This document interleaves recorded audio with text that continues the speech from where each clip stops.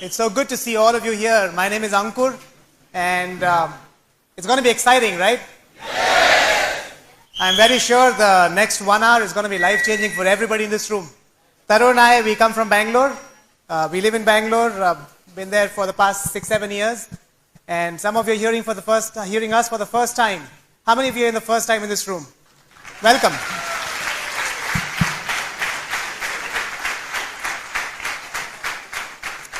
Our goal is to speak for you today evening. Perhaps you might be listening to us sitting in this room, or perhaps you're listening to us on a tape or a CD, sitting in your car or sitting in the comfort of your home. And some of you are trying to perhaps evaluate this business tonight. Anybody here who's trying to evaluate this business? Seeing whether this is for you or not? Good, we would like to speak to you. Because a few years back, we were sitting like this, like you, in one of the seminars. And that's when I made this decision to get into this business, to become a part of this business. And my goal tonight is to be able to help you make a decision. I personally believe that we make very few decisions in our lives ourselves. In fact, I personally believe that human beings in their entire life make only 3 or 4 really big decisions, which become turning points in their life. And most of them are not made by you. They're made by somebody else, influenced by a lot of people around you. Your decision to be born and come into this world was not yours, surely. It was a life-changing decision for you and for a lot of people around you. Your decision from then till you grow 15, 16, 17 years old, you hardly make any decisions. And then you make a decision to create a career for yourself, to become a chartered accountant, a lawyer, a doctor, an engineer, whoever, a business person, whoever. And for most of us, we did not make that decision. Somebody made that decision for us. And that was a potentially life-changing decision, isn't it? For a lot of us, how many of you had an arranged marriage? Okay, almost everybody. How many of you had a love marriage? Okay, you see? So 90% of the people didn't even decide whom to marry. Somebody else did. That was a life-changing decision for sure. What I'm trying to tell you is that we make very few decisions ourselves in a lifetime. The decision to build this business or not build this business is perhaps going to be one of the biggest decisions you ever made for yourself in your entire span of your life. Because it is going to affect everything that you will do from here on. See, when I was in school, I didn't have much control over what I was doing. It was, that period lasted 10 years, 12 years. When I was in college, that period lasted 4 years. But after I came out of college and came into a professional life, the next 30, 40, 50 years, the only stated goal that I had, my family had, and the society expected of me was what? To make money. Because that is what will determine the house I live in, the girl I marry, the way I live, the way I travel, the clothes I wear, where I eat, who I associate with, what vacations I have. Everything in my life from here on is decided by only one factor: how much money you make, isn't it? If that is going to be such a big decision which will affect next 30 to 40 years, that decision better be really, really good. And you need to choose a right vehicle for those 30 years, because these 30 years won't come back again. And that is why this decision about getting or not getting into this business will be a potentially life-changing decision for you, is what I believe. Have you heard success is 99% perspiration and 1% inspiration? Have you heard that? You know the way I interpret it? 99% perspiration, everybody's doing. How many of you think you're working hard? You're already working very hard. A lot of you, almost all of you. You think you're working hard, so 99% perspiration is not a problem. Even though people are doing the 99% perspiration, they're not able to succeed in life. Why? Because the 1% inspiration is missing. That's why. Where do you get it? There's nobody to give that inspiration really. From where do you get that inspiration? How many of you have watched that new movie which has just come, Guru? A lot of you? Does it inspire you to do something more in life? Yeah, it does. But then for 3 hours maybe. You come home and then you forget a lot of it. In your real life, how many of you have got family, relatives who are multimillionaires? Okay, 3, 4 people. How many of you have got friends who are multimillionaires? Okay, 10, 15 people. How many of you have got neighbors who are multimillionaires? Not possible, otherwise they won't be your neighbors.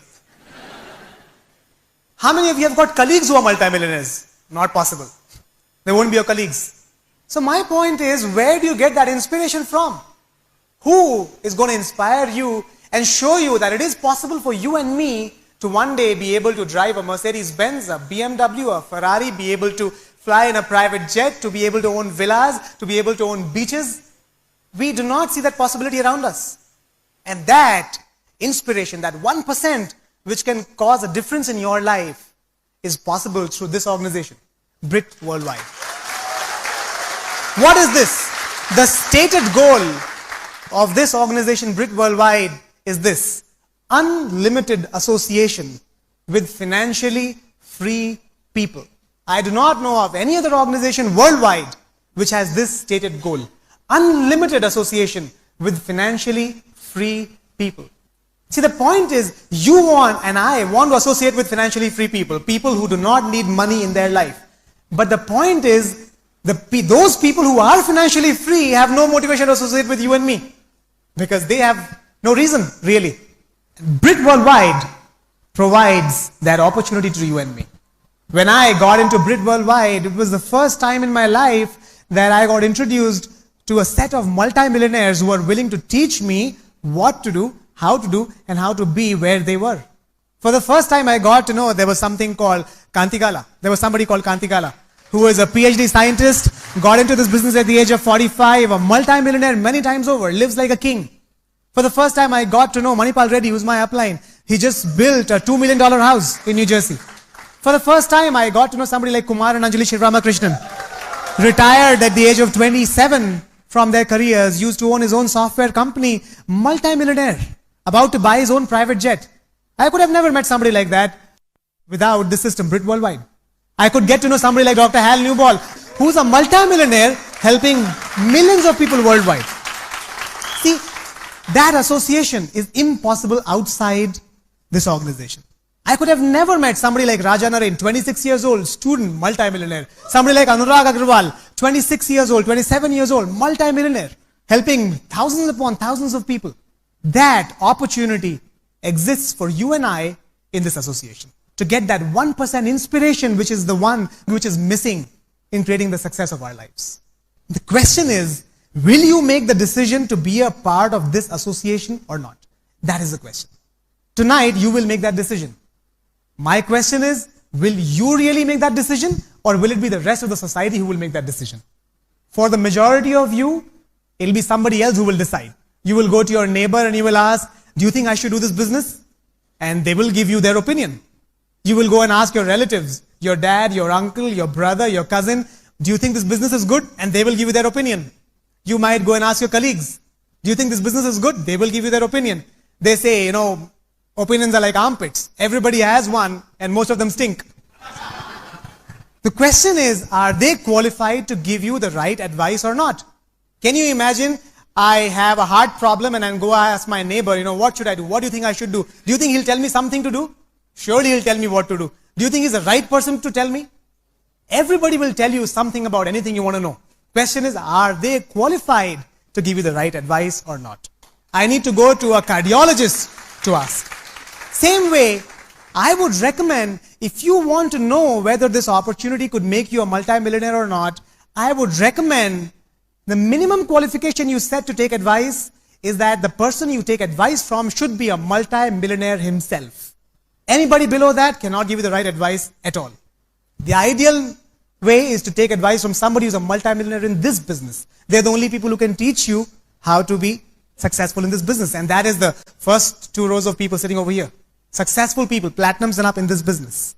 Right? I'd like to tell you how I got into this business, what we did, and how Taru and I built a business to this level, because we want to tell you that we were not perfect. We do not come from a business background. We had never done business before in our life. We come from probably a similar background as you. I was born in North India in a place called Indore, and come from a family where everybody believes in education. My father was a self-made man, did his BTech in engineering, and then did his master's in engineering. He used to work for, still works for a pharmacy company, actually. My mother did her PhD in Sanskrit and then went on to do her DLit in philosophy. And very educated, very highly educated. She does research on ancient Indian texts and writes books and dictionaries. That's what she does. She's still a research scholar. So I come from a background where I saw education in my family all through. And obviously the only thing I was supposed to do was study well, work hard, and be successful. And that's what I did. I was very good in doing studying. I was very good in doing what I was doing. I don't remember any time when my parents had to pay my school fees because I always studied on a scholarship and always was a topper. So it was never an issue. But those 12 years zoomed through. I don't have much memory of those first 12 years of my life, but the first time I remember was in class 11 or 12th when it was time to choose a career. And obviously, like all of us do, I looked around and I said, looks like more engineers in my family than doctors. Engineering is the way to go. And I started preparing for what everybody else was preparing for, and that was IIT, an exam for the Indian Institutes of Technology, the most coveted institutes in India and around the world. And I prepared very hard, and that was the first time I got failure in my life. The results came out, and I realized that I hadn't gotten through IIT at all. I had gotten through every other institute and every college and was meritorious everywhere else, but except this one thing. And my mind was set there. I was feeling really bad because that was the first time really I failed in my life. And everybody around me, what did they say? They said, forget it, doesn't matter. How does it matter? Just take admission in the other best college that you have and then you'll still get a job and you'll still have a bright career. Why worry about it? But what was in my heart was my eyes were set to go to IIT. And I did not listen to anybody else. I joined college, but I prepared again and got through IIT this time. That was, the year was 1994. And I found myself all of a sudden at IIT Delhi in the class of electrical engineering in a bachelor's degree. Do you think I was passionate about it? No. Whatever rank you get is the branch that you get. It's really not your choice. You really don't have much say over it. And that's how I landed into electrical engineering. I was feeling great about it because it was a great accomplishment for me. But in a year's time, I realized that 500 people over here are just like me. What's the big deal? I'm just another ordinary person in this place. And the struggle in my life has always been to try to be extraordinary.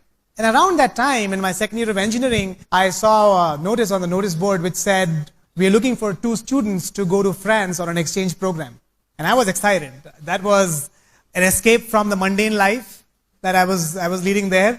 And I said, great, let me try for this. And I myself have no idea how I got through it, but they said, okay, we choose you to go on this exchange program. And I learned French for a couple of months because I had to write my exams in French there. And 6 months later, I find myself with another friend of mine at an institute called INSA in Lyon, France, in southern France. And it was very exciting. It was something new. It was something extraordinary. And the moment I reached there, I found that there were 300 other exchange students from various countries in the world. And the first few months were great, but after 6 months, I felt this was very ordinary again. But it was fun. When I was making a decision to go to France, what do? I was used to asking everybody else. So I asked my uncles and I asked the professors and I asked the people who I knew around me. And what did everybody say? I said, forget it. Don't even try to do all this. Why do you want to do stunts over here in your career? Why don't you just stay here and be happy? But my heart was set to going, and so I went against the wishes of everybody else. Once I reached there, a couple of months down, I started missing the excitement, and I saw another notice on the notice board. It said, General Electric is looking for a student for a traineeship in Germany. And I was excited. I applied for it. What do? I asked everybody else. I called up home. I called up my uncles. I talked to the people around, and what did everybody say? Forget it. Again, another mess up in your life. You've already done so many mess ups, why don't you just stay where you are? And what did I do? Exactly the opposite. I ended up reaching Germany. And I got a traineeship at AEG. It was a part of a company which was bought over by General Electric Power Controls at that time in Hamlin. You know, the city where sometimes in your English literature you have studied the story of a city of the Piper of Hamlin, where there were rats and there's a piper who came and blew the horn and the rats crossed the river Weser and they all died. Right, that city. I thought it was only in storybooks, but it was a real city. And I used to live there as a paying guest with a couple. I used to call them Opa and Oma, a very elderly couple. He was 95 years old and she was 90 years old. And they were not really a couple. They were a boyfriend and a girlfriend, really. And see, when I was in France, I was traveling the entire Europe. I had a lot of time. I used to get a scholarship, but not that much. All my money used to go in traveling. When I reached Germany, I used to get a lot of money as a traineeship stipend, but I had no time. And I started feeling a stark difference right there. I figured very early in my life that either you can have the money or you can have the time. I wanted the money of a traineeship, but the time of a student career. But that was not possible. I had to choose between one of them. And this elderly couple, I mean boyfriend and girlfriend, Opa and Oma, they were very nice couple. I had a ball of a time with them. I really enjoyed those years of my life. They used to love each other before the Second World War. And she had red hair. So this guy's dad said, no, you can't marry her. She looks Irish, no way. And so he got married somewhere and she got married somewhere. He had children and she had children. Her children got married, his children got married. His wife died and her husband died. And one day they met in the market and they said, what the heck, to forget the rest of the world. We've missed our life. And they started living together again. And they had a ball of a time. And I was a paying guest at their place.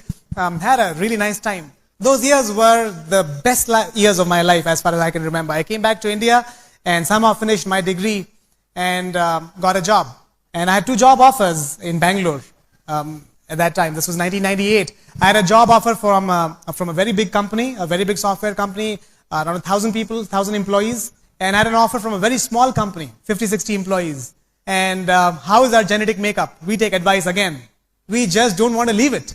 And I went ahead and asked everybody else, where should I join? What did everybody say? Join the big company. What did I do? Exactly the opposite. Went ahead and joined the smaller company. And that's how I landed in Bangalore in June of 1998. I thought I've arrived. Some of you think like that? Somebody becomes a software engineer, they've arrived. I thought like that too. And I reached Bangalore, and in just first couple of months, I realized the saying that is so true. They say, 2 things are in abundance on the Bangalore roads: dogs and software engineers. And that was not a very pleasant feeling, because you enter this company and there's like rows upon rows upon rows of people who are typing software, and floors upon floors upon floors of people typing software. It is called extraordinarily ordinary. And I felt, what is this? There's just like hordes of people doing this. There is nothing special about this. And I was bored very, very soon. I realized, I'm not sure you realize this, but this is the truth. Some of you think software engineers work very, very hard. They go early in the morning and they come back 1 o'clock at night and 2 o'clock at night. But believe me, very few of them really work very hard. I realized very early that people were staying at work not because they had work. See, you reach office at 9 o'clock, first you read a newspaper. By the time the newspaper reading is over, it's 11 o'clock, so you go for a coffee, and then you check your email, and then you do a little bit of work. By the time it's lunch time, so you go have lunch. After lunch, obviously, you're very sleepy, so you take a small nap, and then you have this coffee machine discussion on politics or on some stocks or some market condition. By the time it's 4 o'clock or 5 o'clock in the evening, and then you realize you'll come here to work. So you start working. By the time you finish your work, it's obviously 10 o'clock at night. And what do you think? Oh shit, you know what? If I stay till 10:30, they'll give me free dinner. So they stay back for free dinner. And if you stay back till 12, most companies have a rule, 11 or 11:30, they will send you by cab. You don't have to really take an auto or something. So you stay back further. And you reach home at 2 in the morning. You think you worked hard. But have you really worked? I don't know. That is the truth of software engineering. I liked it. When I was a new software engineer, initially I thought that this guard sitting outside is also my guard. He's supposed to sit for me. These computers are also mine. The air conditioning is also mine. The carpeting is also mine.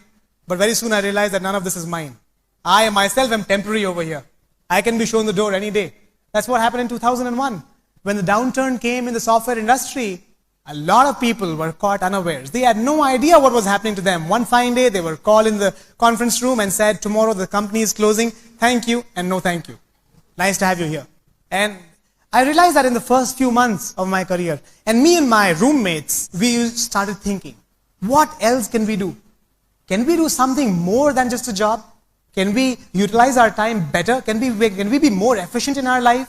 Because if our only goal now is to make money, then why are we not making money? See, we software engineers, I'll tell you some great dilemmas of software engineers. The parents of software engineers tell their neighbors about their son's salary, and those salaries are very nice. But the son really makes half that money. Because when you tell your mom about the salary you make, you tell about the gross salary, and the gross salary is really gross. That's why it's called the gross salary. Net salaries are really very, very low, because you pay 40% tax, and I had no realization that there's 40% tax. And after combining all this, I realized that lifestyle has really gone down. I personally believe that if you would come to see the way we live, most of you will say, why are you guys even living here? I think you guys should just go back to your hometowns. Because the rent that we pay, you could rent a palace over here for that same cost. And the guard would come free actually. So the quality of life really goes down. And that is what I started thinking. Why am I doing what I'm doing? And where am I going? I used to see my team lead. This guy was working for 5 years in the industry, and he used to come in the morning, go late in the night. He used to have a Yamaha.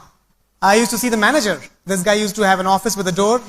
That's called status. And this guy used to come even earlier, go even later, take conference calls in the morning and at night. And he had a Maruti 800. I saw the director who was 15 years experience. This guy was traveling 20 days in a month. No time with his wife or kids. I could not put myself in the shoes of any of these people. I couldn't relate to any of them. Looking for something more, a better life.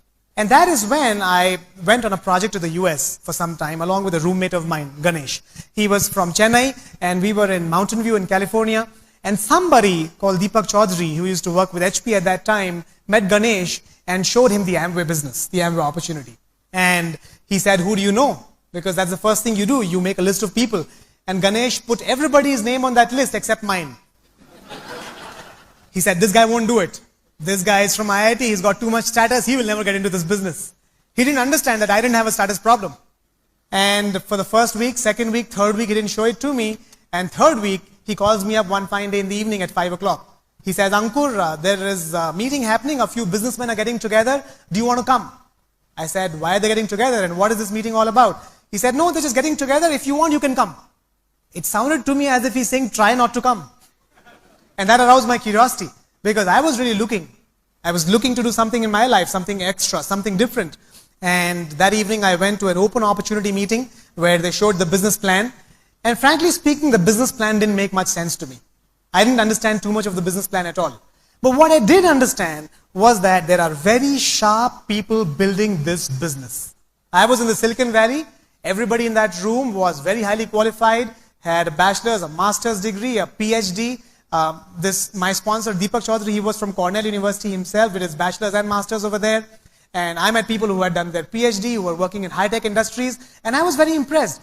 I figured if people of that caliber are in this business, they must have thought something about it. That's the first thing I liked. Second thing I liked was that I saw couples building this business there. I saw husbands and wives, which is really unseen anywhere else. How many places do you see husbands and wives together working at something? Very few places. And I liked it. Because my fear was always, when I get married, my wife will have a career, I will have a career, and there won't be much to talk about in common. This was a business where I saw where husbands and wives could work together. That's the second thing I liked. A third thing I liked was there was no hypocrisy. No hypocrisy means I found people who were saying, we want to be multi-millionaires. Everywhere else I was seeing people who were saying, no, we're not running after money. And the whole day they're running after money, really changing a job, trying to see the stock price. I found people who were not hypocrites over here. I like that. If you're really making money or wanting to make money, why not say so? I got into the business. Those days I was staying at my boss' place. My boss had actually gone to Europe for a conference and he had a dog. Somebody had to take care of the dog, and here I am, taking care of the dog. Anything for the boss, right?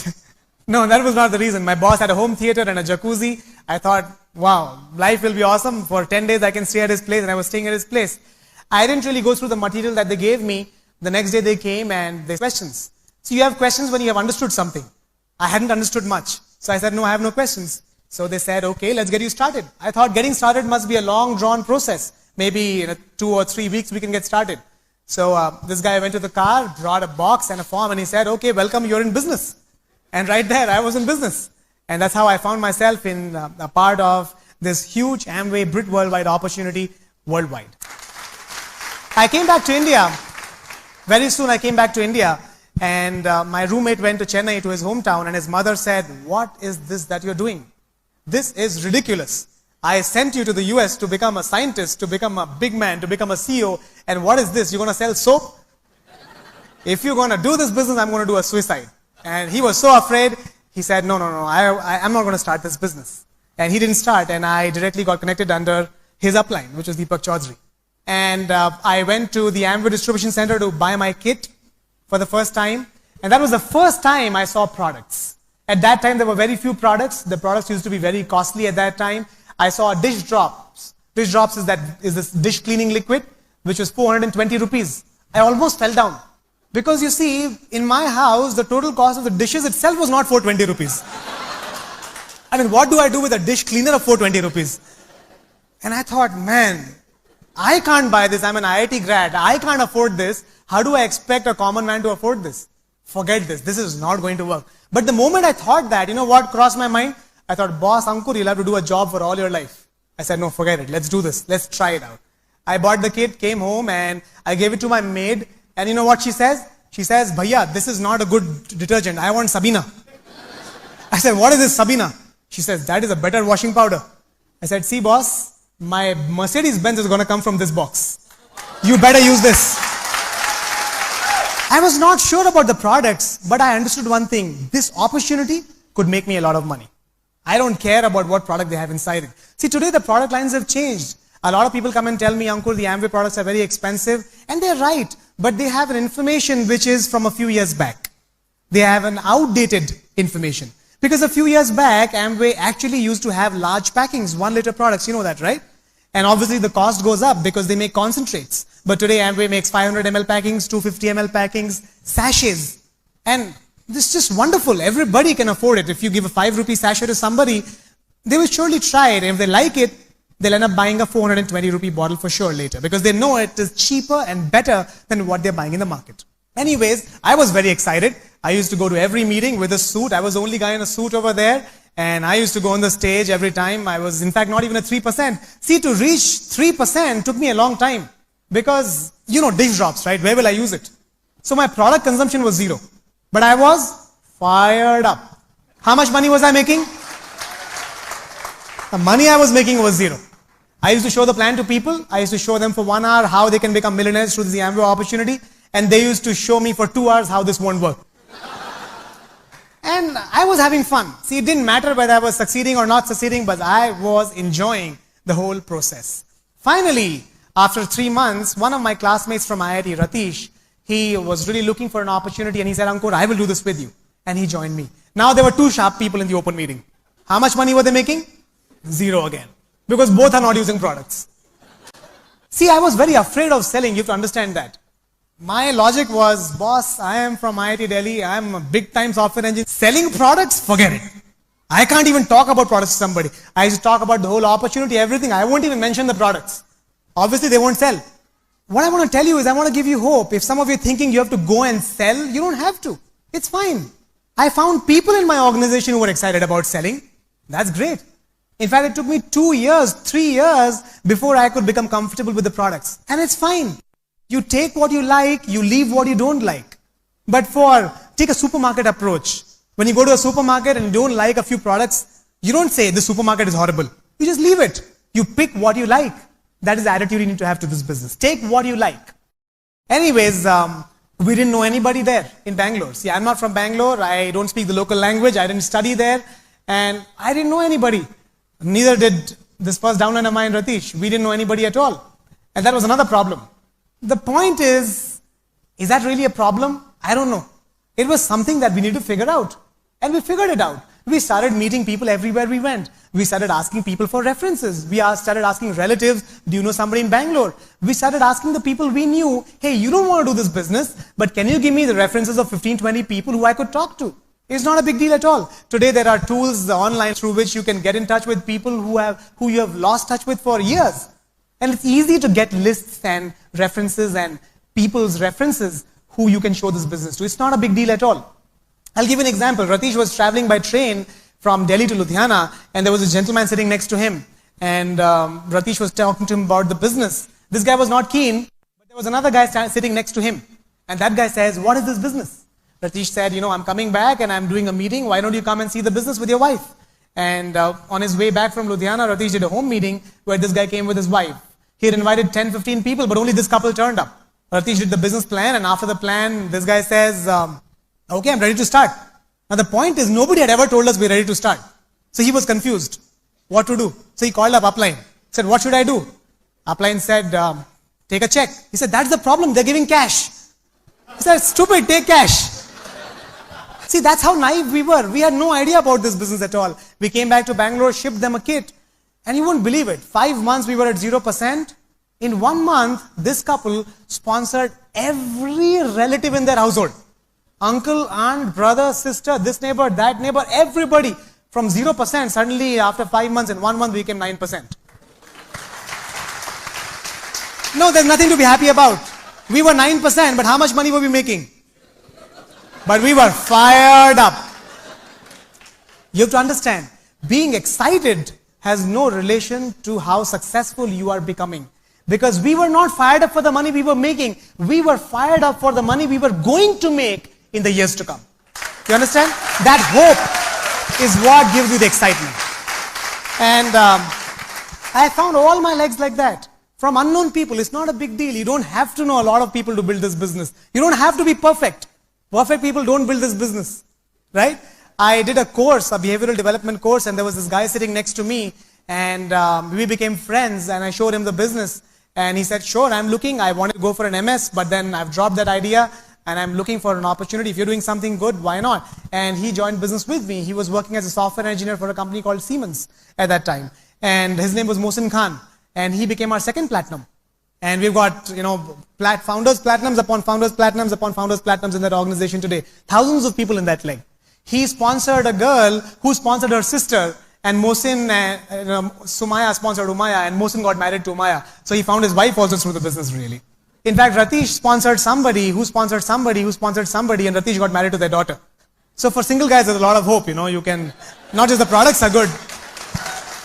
And from this same course, I was coming back home. It was 20 kilometers, and this gentleman who was there, he did not have a bike, so I used to give him a lift on my scooter every day. I had a dirty old scooter which I got from my dad, and I used to give him a lift on that. And one day he called me up, Ankur bhai, how are you? I said, come home, man, I'm going to show you something good. And I showed him the business. He got excited, he got started, and he became a third platinum, Kamlesh and Shweta. And they moved to Hyderabad recently. He's a software engineer also. Thousands of people in that organization. A lot of platinums in that organization. That became our third platinum organization. That's how we went emerald. In 2003, after 4.5 years in this business, we went emerald, and it was so exciting. And it was freedom, mentally. That was exciting. In fact, I had sponsored, I showed this business to a friend, the friend who went with me to France, and he said, no, I don't want to do this. But you know what? I have another friend from IIT. You can talk to this guy. He's in Cochin. I went all the way to Cochin to show him the business. This guy said, no, I'm not interested right now. But 1 year later, he came to Bangalore and joined the business. He joined but couldn't do much because of family challenges. He went out. 2003, he came back to Bangalore. And he got active again. He got married. And they became our fourth platinum, like Gaurav and Divya. He works for a software company in Bangalore. She's an architect. And they've got a thriving organization coming on. We have my younger brother. He and his wife are from IIM Ahmedabad. They're at 18%. They're going to be our fifth leg, starting their qualification next month. So life is exciting. You will find people. The question is, maybe you can't see them right now. It is always like this. They say 1,000-step journey cannot be completed in a minute. You take a step and you can see the next 10 steps. And you take another step and you see the next 10 steps. Don't try to see the entire journey before you start it. Start the journey. You will figure out how to do it along the way. It's really not a big deal.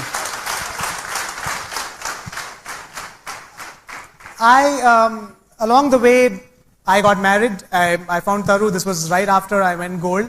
And the journey became even more exciting because the joy of companionship is like no other joy.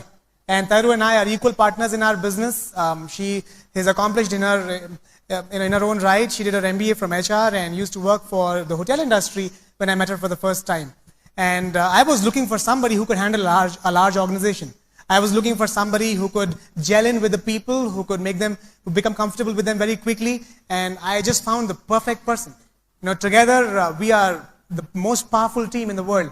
And we're going diamonds, executive diamonds and camp. And I'd like you to hear from her, and then I'll come back and wrap up. Thank you. Some of you are wondering whether this business is for people who were very accomplished right from the beginning, like Ankur, who had somebody who had a great self-image to start with, who had a great degree behind him, who had the perfect upbringing, who had confidence, who was not shy of public speaking. And I can give you a lot of hope because I was in the other end of the spectrum when I got married. Okay, I was a person who would, shy away from public attention, whatsoever it is. In fact, I remember the first big function I came to with Ankur, that was in Chennai. And he told me that we have to go up on stage and introduce. You just have to say your name. Believe me, for half an hour, I was dying on my chair that I have to go across the stage and say my name. And in fact, I told him that day, if you would have told me that, I have to come and speak in front of so many people, I would have never married you. Okay? But believe me, I don't regret that. We are absolutely having fun in the business. And to tell you a little bit about my background, I belong to UP. I come from a family of engineers again. My father is in government service. 90% of my relatives or whoever, everybody is in the family, they are highly placed government officers. I have a younger brother, he and his wife, they are both in the hotel industry and they live in UK. And I have an elder sister, she's married to an IITian as well and she's settled in Bombay. And just me and my sister out of our entire family are 2 girls who got married to non-government officers. For me, I'll tell you a reason why. My dad was continuing the family trend and looking for a guy from IIT for me because, none of the daughters went to IIT, so at least the son-in-law, we had a choice in that. See, the reason I did not want to marry a government officer was only the reason because the way I grew up was transfers, postings, changing schools, and I was very career-oriented. So I could see for myself that if I have the same lifestyle like before, like while growing up, I could never build a career. So I wanted to settle down in a place like Bangalore or Pune.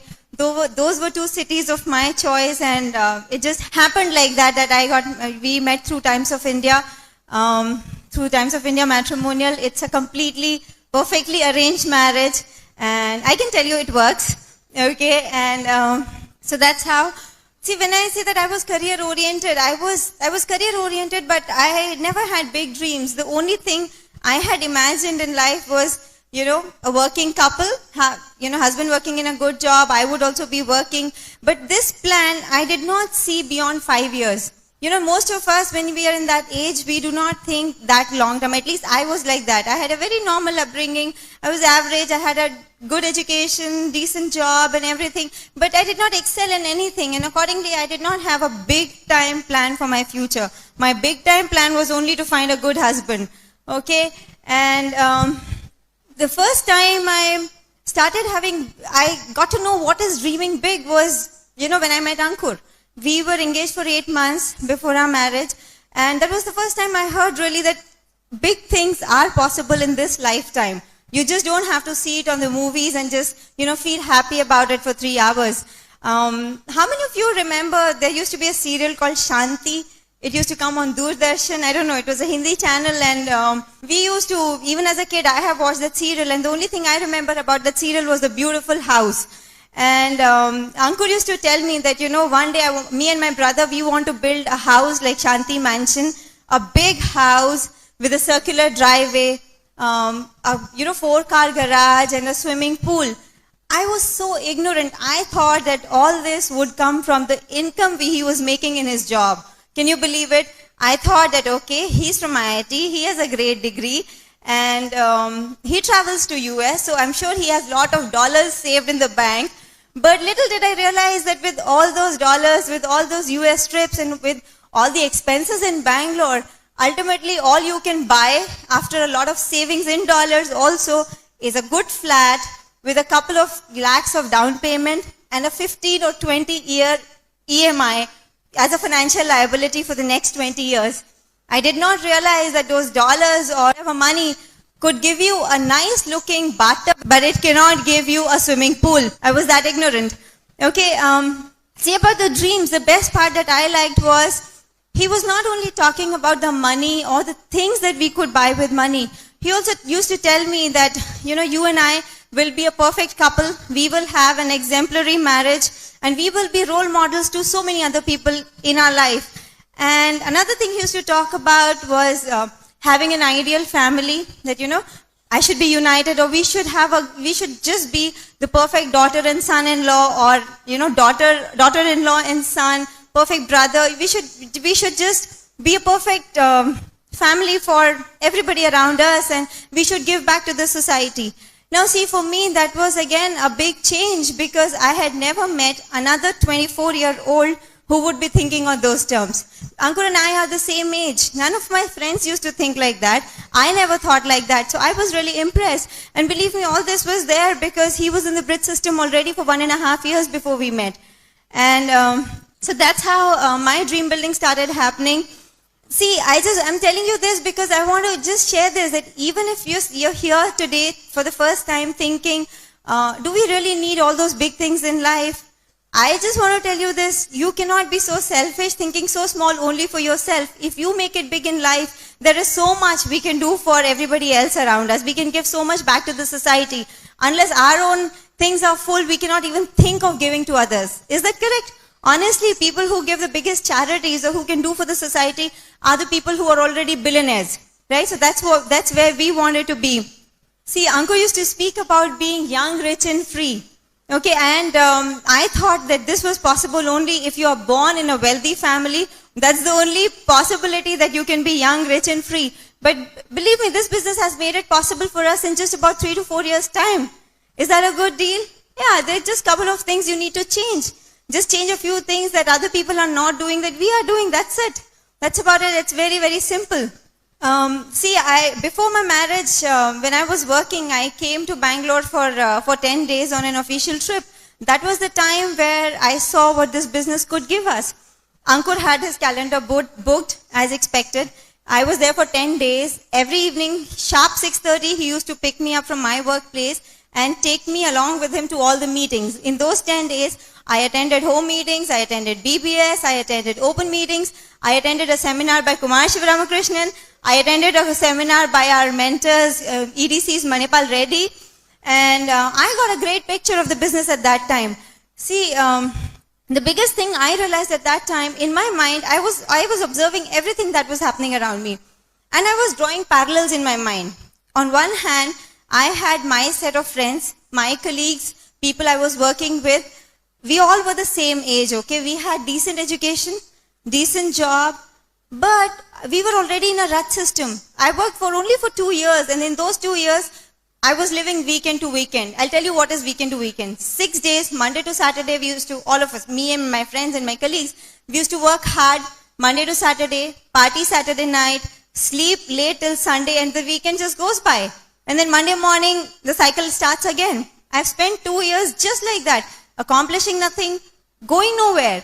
And again, like Ankur, I also saw that people who were more experienced than me, they had no difference. They had the same lifestyle. It's just that they were making a little more money, but they had more family obligations. I was a single at that time. And here I was seeing Ankur's team. Ankur's team at that time, the average age of his team, we were 23 years old. His team was 23 and below. 21, 22, 23, let me say.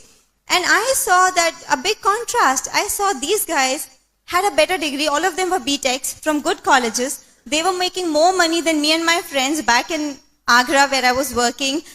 And still, they were putting in a lot of hard work in the evenings. They were making each day of their life count. Their life was not weekend to weekend. That was something that I was really impressed with. That they are just 23, 24 years old, just like us. But the big difference is, at that early age, they've already decided a destination and they have found a right vehicle. And they're putting in action to achieve that. I had not met any other set of young, ambitious people in my life till that time. I was really impressed by what I saw in Bangalore. I went back, I liked everything. But, the kind of person I was, once I went back to Agra where I was working, I was very hesitant in telling everybody that Ankur was in the Amway business. I told that, yeah, he's a software engineer, his house is nice, he bought a Zen just the day I was coming to Bangalore. And I told all the nice things. He had just returned from US, he brought me a lot of stuff, and I showed it off big time to all my friends. But I didn't have the guts to tell anybody that he was building the Amway business. Now, see, the problem was not with the business. The problem was with my self-image. I was so worried about what will people think. Can you see how perfect we are as a couple? He didn't care about people's opinion, and I was so worried about what will other people say, what will they think. And I just learned it along the way that if you have to be successful in life, you cannot care about what, you cannot be concerned about what other people are thinking. Because ultimately your finances, you have to set right, nobody else can do it for you.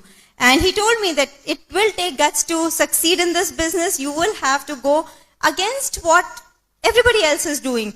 And the way I was, I had never got attention, because if you are just average, you're just doing everything which everybody else is doing, nobody turns back and, says anything. You must have heard that, people throw stones at a tree which is bearing fruits. Nobody throws stones at a tree which is barren, correct? Same thing for us too. I just understood that, my turning point in this business came, I attended an FED. Before getting married, the FED was happening in Bombay and the 80 Sports Complex. It was in November of 2000 and December was our wedding, and Ankur really insisted that I should come. He wanted me to come because he wanted me to see a big picture of the business, and I wanted to go because the next day was his birthday. Okay, and anyways, I went to FED and I really liked what I saw there. I saw more than 10,000 people, and believe me, I had never seen such a big gathering before. The thing that I really liked there was, there were no separate queues for men and women. There was no alcohol. There was no smoking. The women seemed to be very comfortable. There was no pushing around, nothing. It was very organized. There was no chaos. And the state I come from, girls hardly ever go to theaters because the crowd there itself is like that you would not want to go in. So coming from that place and seeing such a big change, I was impressed that how can something be so organized when it's such a big mob? And that was my first impression about a big Brit function. Ankur was in platinum qualification at that time, so I didn't stand in the queue, but I was observing everybody, and everybody seemed to be happy about what was going to happen.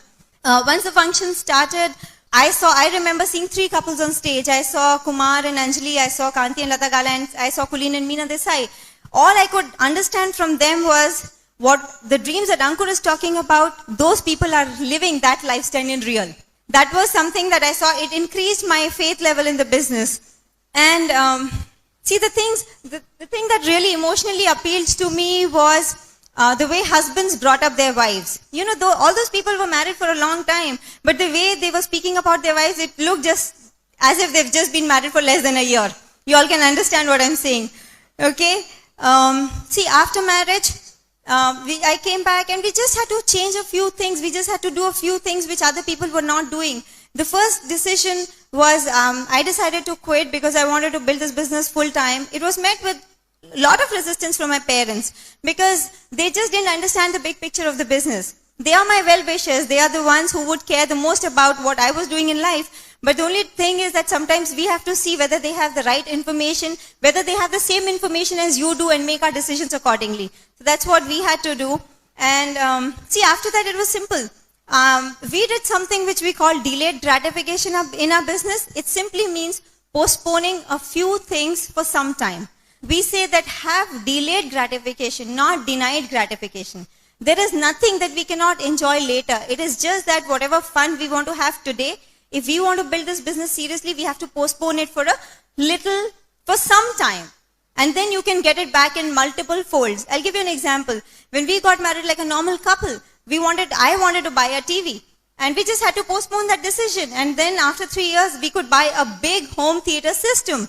So what is better? We enjoy watching the movies on our home theater system. Whatever we sacrificed, we got it back in multiple folds.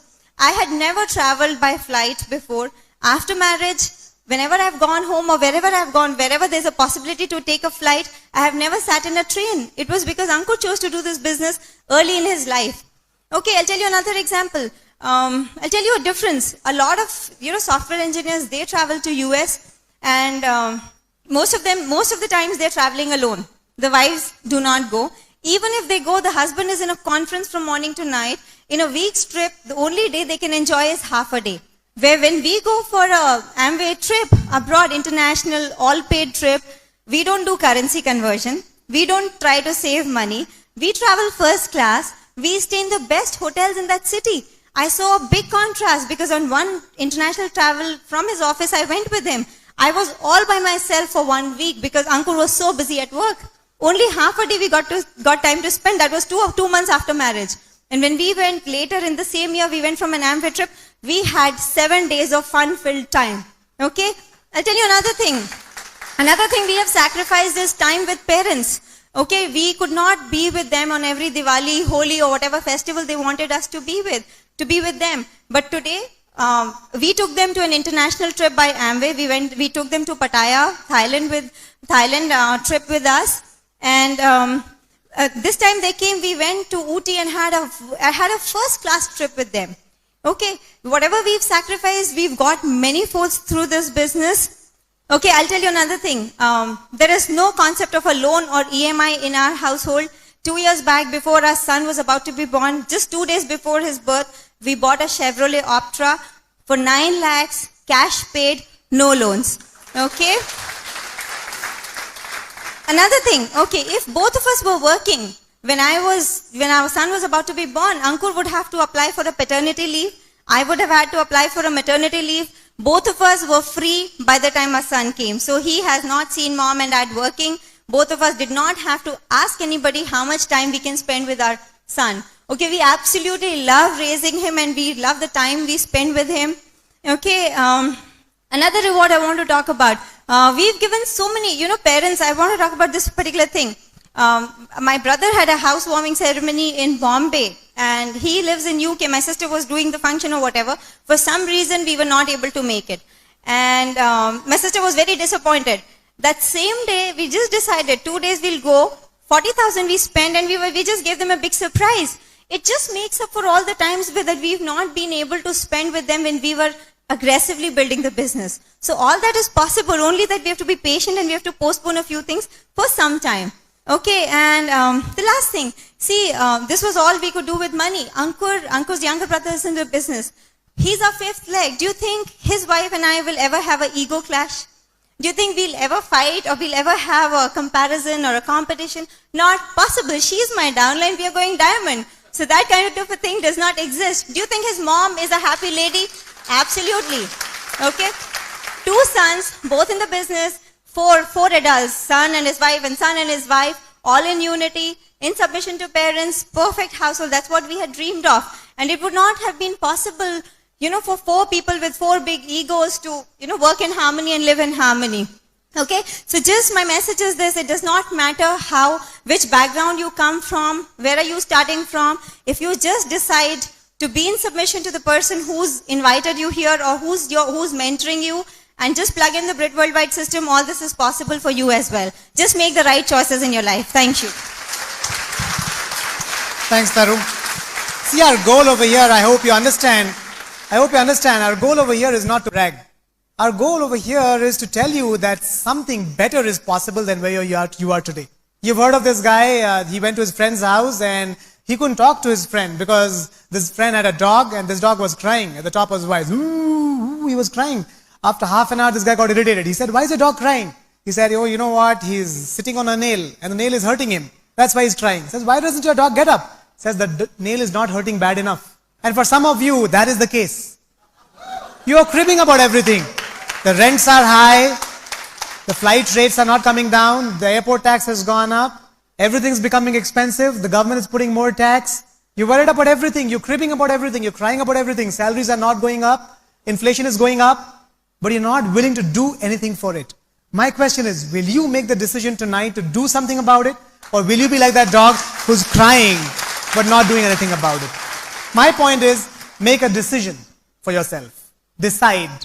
Unless you stand for a decision, nothing is going to change in your life. And that is what is important. You could follow the crowd, you could do what everybody else says, but I don't think there's glory in it. Someday, you will have to stand for your own decision. People will criticize you. People will ridicule you, but it does not matter. Have you heard that? They say, if you do something and nobody criticizes you, that means you're not doing something great. If some people are laughing at you, believe that you're doing something good, something worthwhile. So don't worry about public criticism. Stand for what you believe in. Make a decision yourself instead of trying to do a democratic poll with everybody else around you. And that is the only way you can achieve great things in life. It was great talking to you and we'll come back again. Thank you.